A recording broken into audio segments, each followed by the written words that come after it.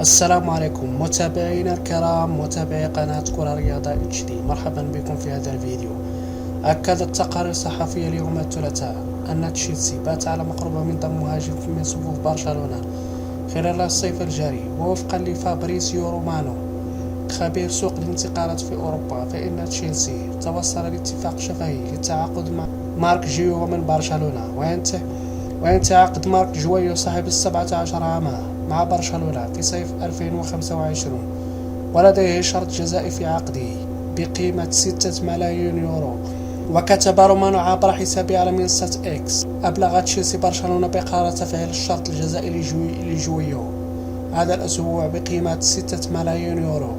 وأضاف: حاول برشلونة تمديد عقد جويو وتغيير الشرط الجزائي، لكن مارك اللاعب قرر تجربة فصل التجديد، وتابع سيتم استكمال الصفقة رسميا في الوقت اللاحق من هذا الأسبوع. وسيكون جويو جزءا من فريق تشيلسي تحت قيادة إنزو ماركيسا في فترة ما قبل الموسم.